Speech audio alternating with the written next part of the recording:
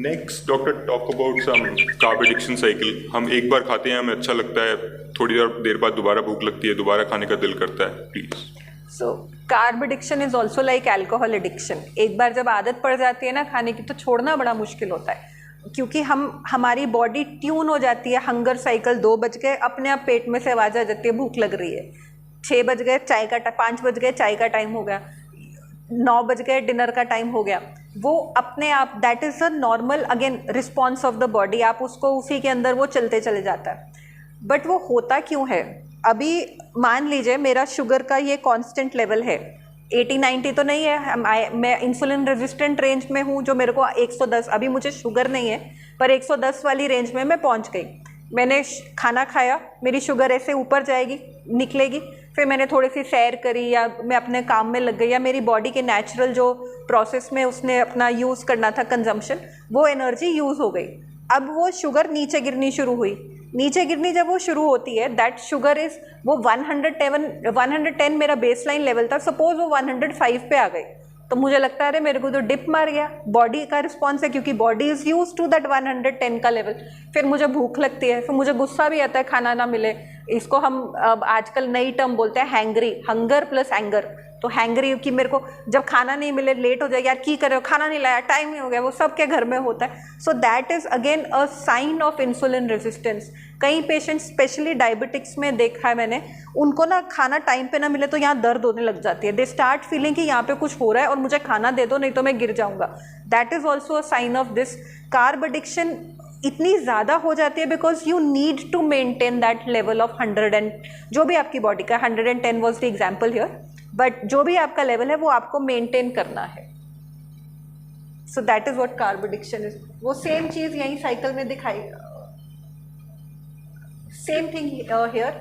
हमें ये normal glucose है, ग्रीन वाला में आप देखेंगे ये नॉर्मल ग्लूकोज है। इम्पेयर्ड ग्लूकोज प्रोडक्शन है कि आपने जब खाना खाया वो स्पाइक में गया, जाने के बाद वो 110 का ये बेस लाइन था जो हमारा है, ये ड्रॉप कर गया 105 तक। तो जैसे ये 105 तक ड्रॉप किया, मुझे लगा जी मेरी तो एनर्जी खत्म हो गई, जल्दी जल्दी खाना दे दो, ये क्रैश हो गया। फिर हम दोबारा से खाना खाते हैं। यही साइकिल हम ऊपर से नीचे मेंटेन करते रहते हैं। हम कभी कंसिस्टेंट लेवल ऑफ ग्लूकोज पे नहीं आ पाते कि एक ये स्टैंडर्ड हमारा 110 का लेवल चल रहा है तो यही चलना चाहिए, या 120 का, या वॉट एवर ये चलना चाहिए। ये हमारे जो अप्स एंड डाउन्स होते हैं ये हमें तंग करते हैं। सो जब तक आपकी मैक्सिमम एनर्जी ग्लूकोज से आ रही है, ग्लूकोज, फ्रक्टोज, लैक्टोज से आ रही है, तब तक आप इसी गेड़े में पए रहोगे। उत्ते जाएगा थल्ले जाएगा, उत्ते जाएगा थल्ले जाएगा। तो ओदा सोल्यूशन है ये,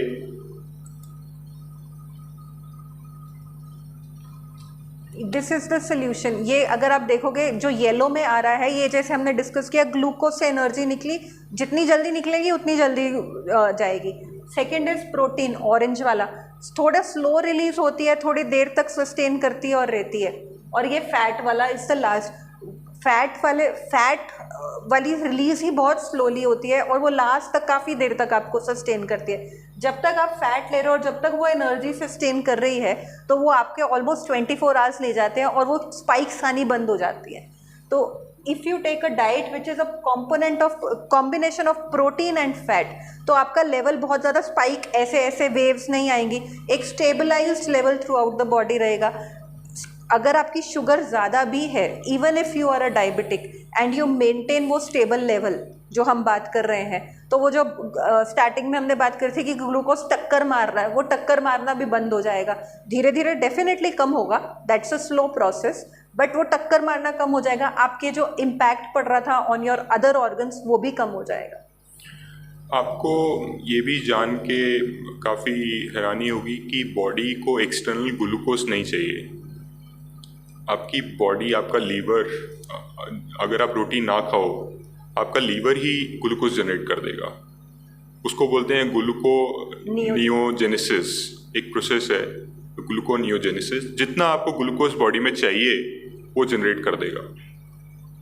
ये प्रोसेस ऐसी है जैसे आपने एक बंडल कागज़ का जला दिया, कागज़ तो फटाफट जल जाएगा, है ना। फिर आप लकड़ को जलाते हो, लकड़ थोड़ा हो सकता है आधा घंटा रुक जाए, आधा घंटा पौना घंटा चलेगी। मगर आप कोयला जला रहे हो तो इट विल टेक 2-3 घंटे आपके निकल जाएंगे ना ठीक से। बॉडी भी ऐसी चल रही है। आप जितना हैवी डेंस फूड लोगे, डेंसिटी होनी चाहिए फूड में, वो आपको उतना देर तक एनर्जी प्रोवाइड करती रहेगी, आराम से बर्न होता रहेगा, and you will not have glucose spikes and crushes. कहते हैं ना मूड स्विंग हो रहा है, या कभी तो बिल्कुल एक्साइटेड हो जाता है कोई बंदा, कई बार बिल्कुल डल हो जाता है, वो मूड स्विंग ही यही है, शुगर स्पाइक्स ने बॉडी विच। बच्चों में भी देखा होगा शुगर रश कहते हैं, so that is what sugar rush is, की एनर्जी एकदम आई, यूटिलाइज नहीं कर सके, अब क्या करूं, वो हाइपर एक्टिव हो जाते हैं, then it suddenly crash down, फिर वो थोड़े से वो हो जाता है, फिर कुछ खाते हैं मीठा, फिर वो हाइपर एक्टिव हो जाते हैं। छोटे बच्चों में ये देखा जाता है। लोग यहाँ तक आए, मैं चंडीगढ़ 37 से आई शायद, सर कहाँ से आए आप? मोहाल 3B2 से 3B1। सो सर 3B1 से 81 सेक्टर तक आए। सर ने देखा जाना है, बुलाया है, जाना तो है, गाड़ी स्टार्ट करी, गाड़ी में पेट्रोल देखा, पेट्रोल है।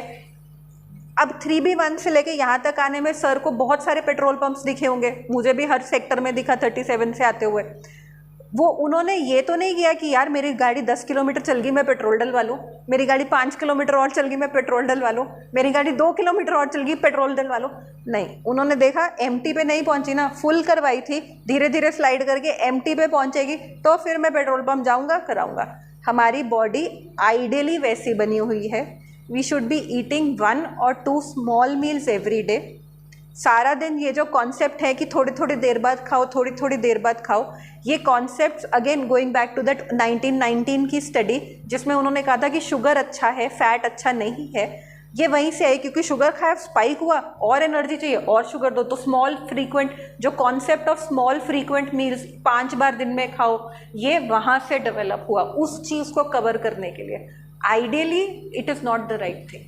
जितनी बार चाय बिस्कुट खा रहे हो ना आप, वो प्रॉब्लमेटिक ही है बॉडी के लिए। एक बार खा लो, गाय भैंस की तरह चरते मत रहो सारा दिन, रज के खा लो, एक बार खाना है रज के खा लो, बट बार बार घंटे बाद जिथे भी गए चाह पी ली, वो अवॉइड करो जितना अवॉइड कर सकते हो।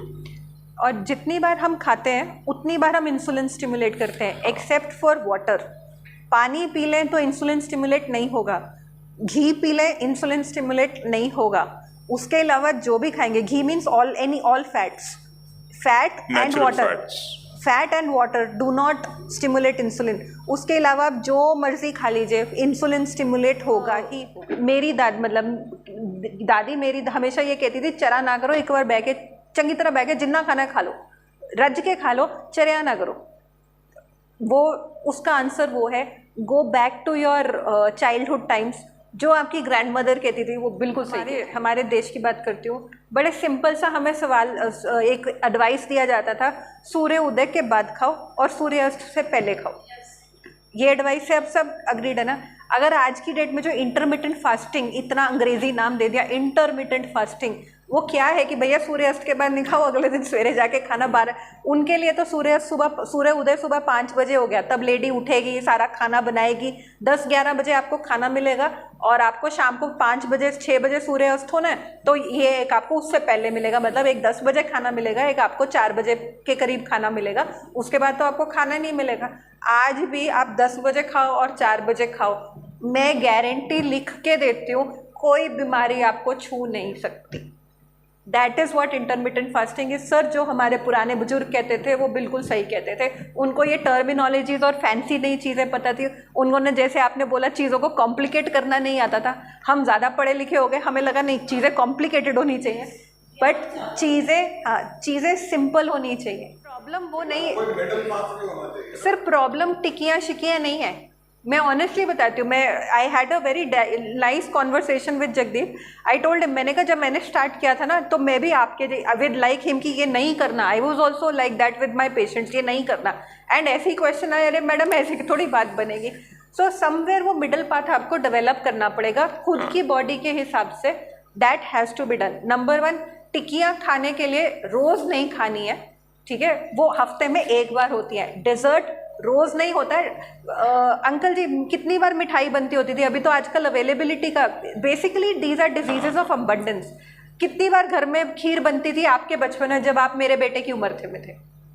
देयर वर ओकेजन सर, जब कि अब ये आ गया, ये फेस्टिवल है, ये ऐसे ओकेजनली वो चीज़ें बनाई जाती थी।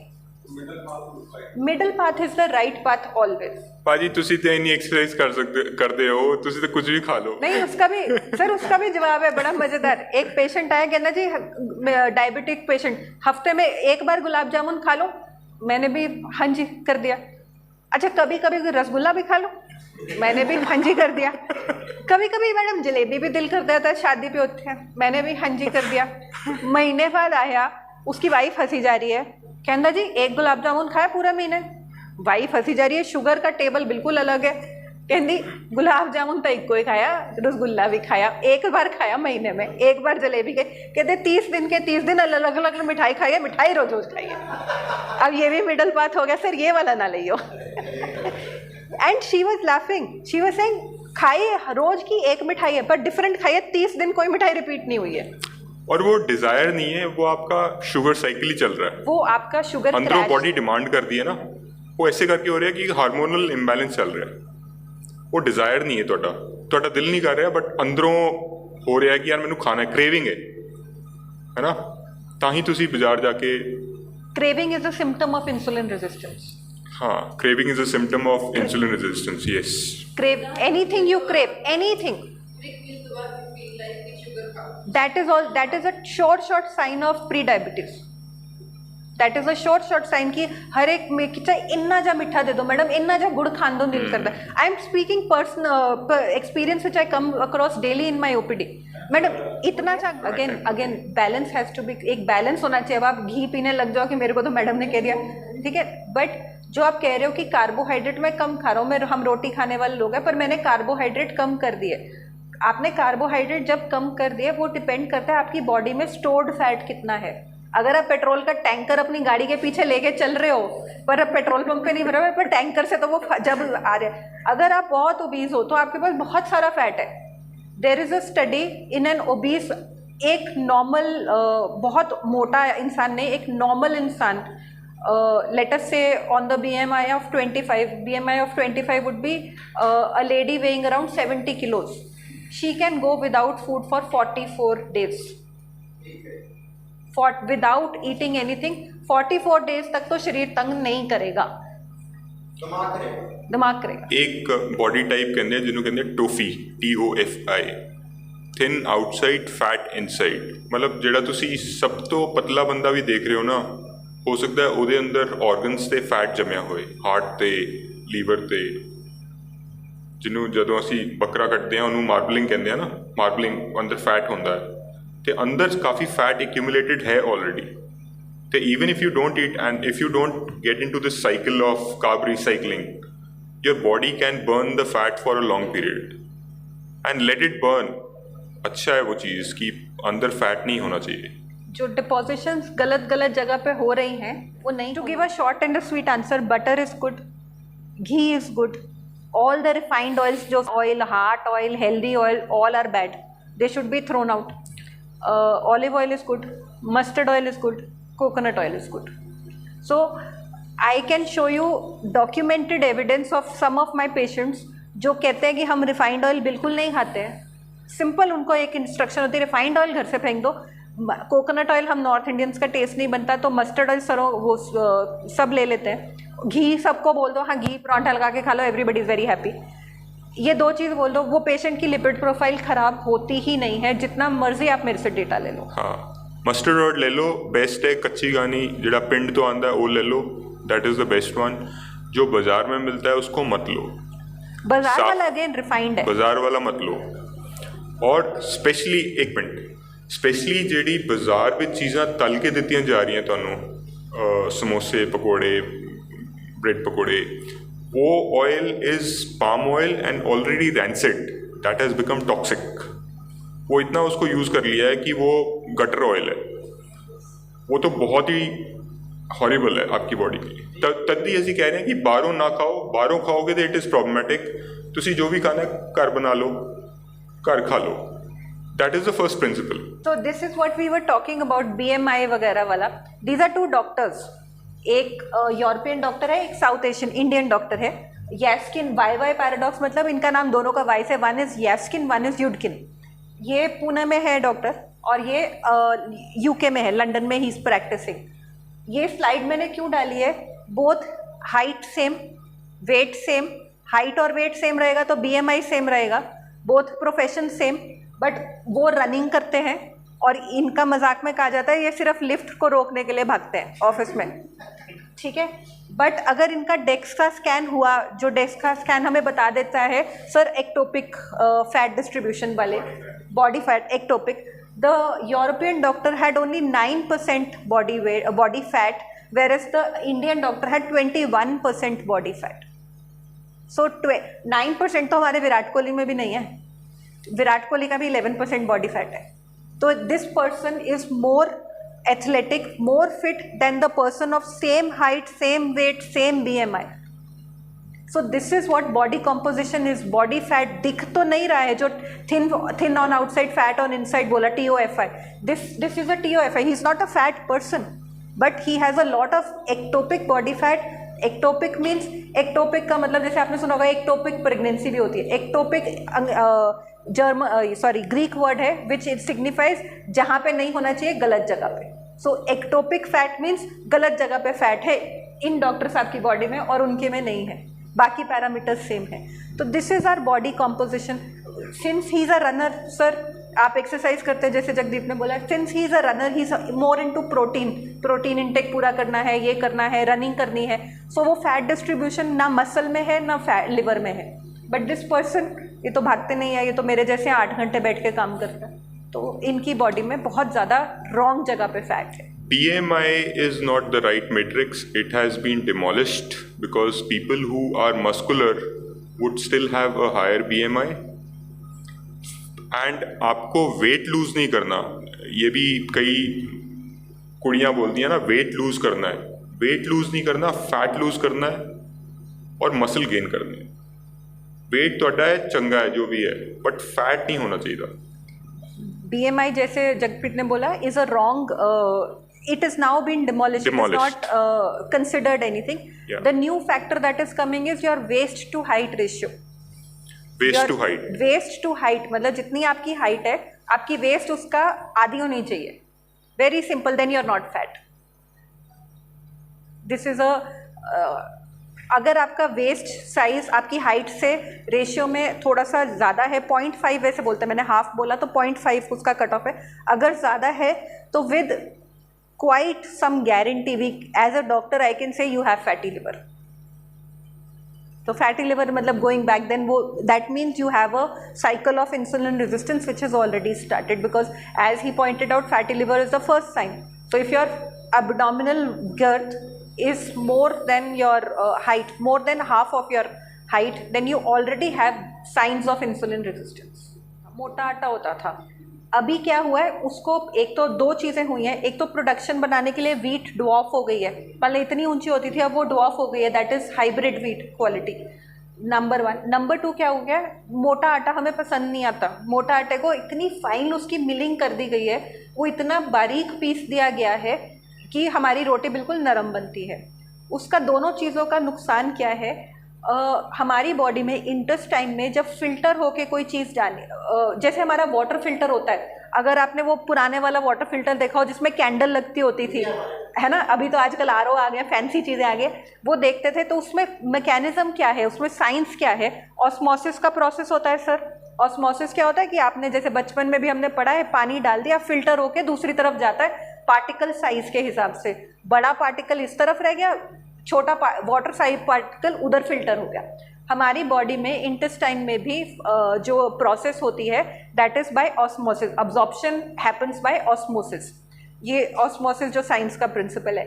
अभी वीट का साइज इतना पतला है कि वो रुकता ही नहीं है। जो फाइबर में मोटा अनाज हम खाते थे वो फाइबर रह जाता था, अब्जॉर्ब, तो फाइबर मतलब अब्जॉर्प्शन नहीं हुआ, वो तो पेट में रह गया, खून में गया ही नहीं।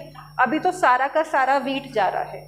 तभी मोटे, आज की डेट में भी मोटे अनाज की रोटी खाओगे तो वो अगर इतनी स्पाइक करेगा, नॉर्मल आशीर्वाद आटा और ये जितने भी फैंसी आटे हैं वो इतनी स्पाइक करेंगे। So that is the concept behind milling.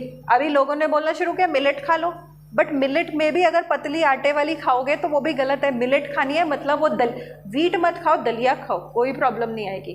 Millet खानी है तो वो पर्ल मिलेट जो आती है जो अपने नेचुरल साइज में है उसको खाओ, कोई प्रॉब्लम नहीं है, क्योंकि उसमें सब कुछ है, उसमें फाइबर है, उसमें न्यूट्रिएंट्स हैं। जब उसको इतनी बुरी तरह से बारीकी से पीस दी गया है वो तो सारा कुछ ही आपके ब्लड शुगर में ही जा रहा है।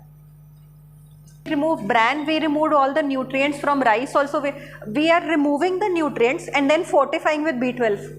अभी आजकल नया एक रिसर्च शुरू हुआ है, मिल्क विल बी फोर्टिफाइड, जो वेरका का मिल्क प्लांट आएगा will be fortified with vitamin D. Indian scenario, धूप में हम जाते नहीं, दूध विटामिन डी वाला पियेंगे, क्या मजाक कर रहे हो यार, बोलो जाके धूप में 1 घंटा सैर करके आओ।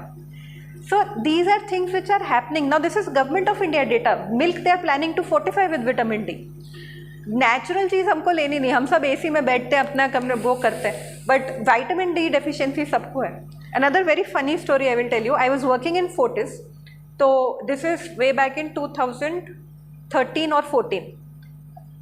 विटामिन डी डेफिशिएंसी इंडिया में आनी तब पकड़नी शुरू हुई थी, तो उन्होंने कहा जी सारे डॉक्टर्स का विटामिन डी चेक करेंगे। कर दिया, हो गया, सैंपल ले लिया। एक सिक्योरिटी गार्ड कहना मैडम मेरा भी करा दो, उसने भी सैंपल दे दिया। 2013-14, all doctors of Fortis vitamin D deficient. That poor security guard had normal levels. And this is a lie. मतलब मेरे सामने हम लोग लैब्स में हमने देखा है, वो सिक्योरिटी गार्ड जो धूप में खड़ा है उसका लेवल नॉर्मल है, और हम लोग जो एसी में काम कर रहे हैं सब डेफिशिएंट। अभी चाइल्डहुड ओबेसिटी बहुत बढ़ रही है। बच्चे देखोगे हमें लगता है खाते पीते खानदान के, बट वो खाते पीते खानदान की वो बीमारी चाइल्डहुड ओबेसिटी इज राइज। हाँ एग्जैक्टली, बट साडा ਵੱਡਾ ਪੁਆਇੰਟ ਹੁਣ ਇਹ ਕਿ ਅਸੀਂ ਕਾਰਬਸ ਤੇ ਜ਼ਿਆਦਾ ਜ਼ੋਰ ਨਹੀਂ ਦੇਣਾ ਚਾਹੁੰਦੇ।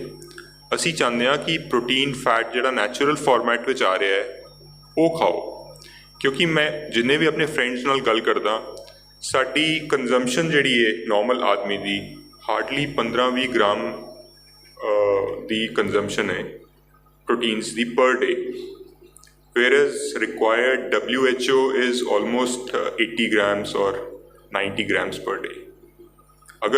अगर तुसी growth stage ਵਿੱਚ ਹੋ, body ਵੱਧ ਰਹੀ ਹੈ ਤੇ it will be like 150 grams 140 grams.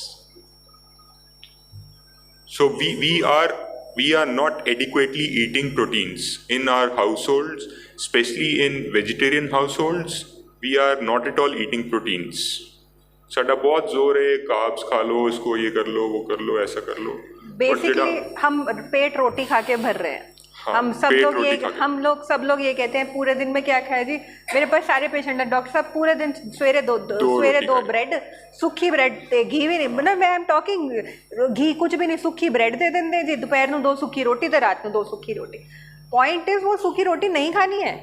Point is पहले एक अच्छा सैलेड लो, fill yourself with the salad. Second, have a large portion of your dal sabzi protein in terms of dal sabzi also have protein. I am a vegetarian myself, so dal sabzi also have protein. Your dal sabzi पहले तो वो खा लो कि ये मेरा pre meal is one big bowl of salad followed by 1 katori of दाल और chicken और वॉट एवर। उसके बाद अब देखो रोटी कितनी खानी है, कितनी भूख लग रही है। आधी की है आधी खाओ, एक की है एक खाओ, 2 की है 2 खाओ। आई कैन गारंटी 1 से ज़्यादा नहीं खा पाएंगे, स्पेशली मोटे आटे की होगी तो वो बिल्कुल भी नहीं खा पाएंगे। So you initially suddenly you don't have to start कि आज से रोटी बंद। स्टेप्स वो जैसे सर ने बोला, चीज़ों को सिंप्लीफाई करो, eat the right things first, उसके बाद वो अब्जॉर्ब नहीं होगा। पहला लखा करोड़ा जिन्हें और बटोर लो, फिर चिल्लड़ ले लेना। डॉक्टर एक क्वेश्चन आता है कि रेड मीट खाएं या वाइट मीट खाएं, उसमें कुछ डिफरेंस है? अगेन रेड मीट और वाइट मीट में फ़र्क सिर्फ इतना आता है कंटेंट ऑफ फैट, ठीक है।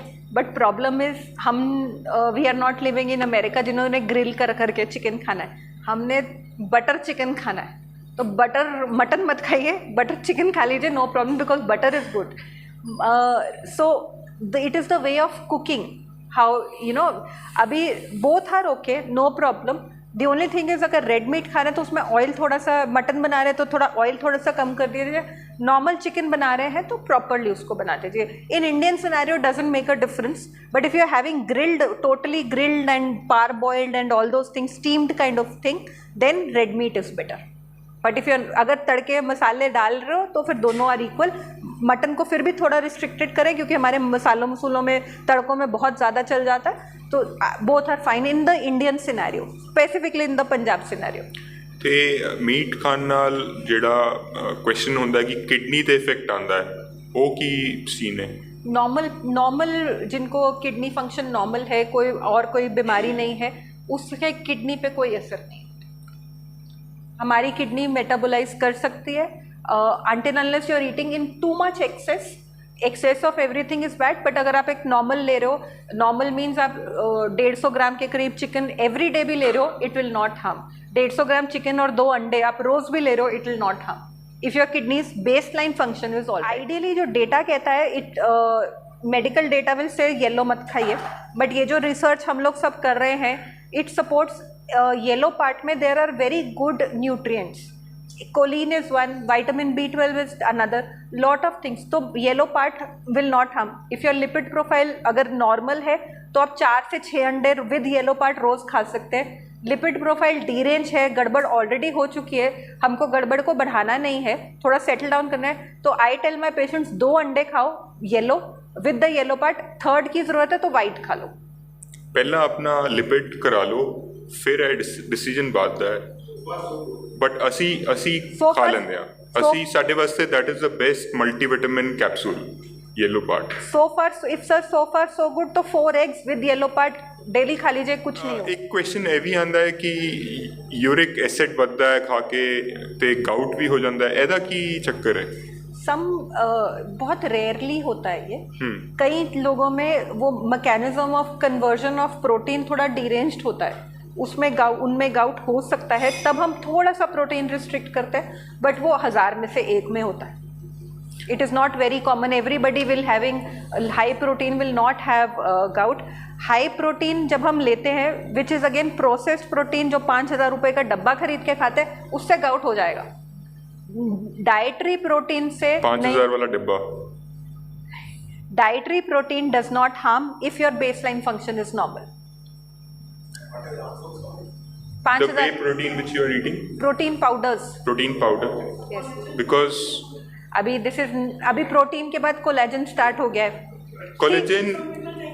Collagen is animal product, but जो आप ले रहे हो वो प्रॉब्ली बूस्टर है। Collagen C is something, now this is very you will find it very interesting.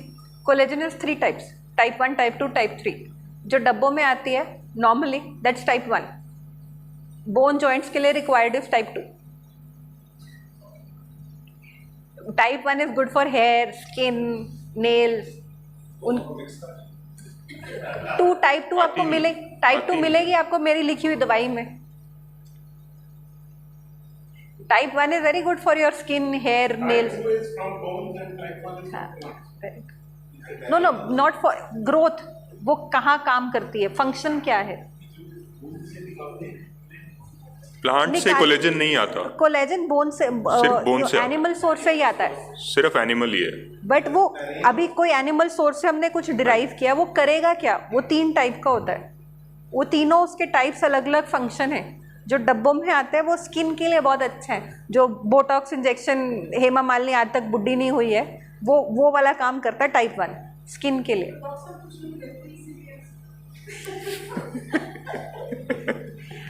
जो लोग उसके लिए लेते हैं, आई विल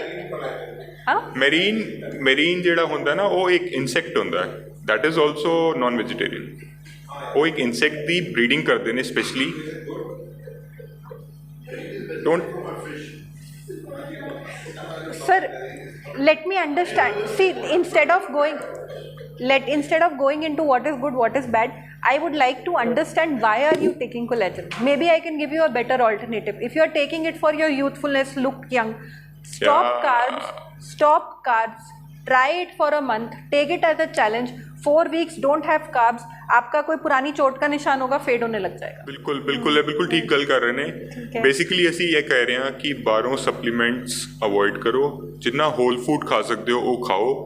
ਇਹ ਬਾਹਰ ਵਾਲੀ ਚੀਜ਼ਾਂ R ਇਨਫੈਕਟਿਵਲੀ would not be useful for the entire body.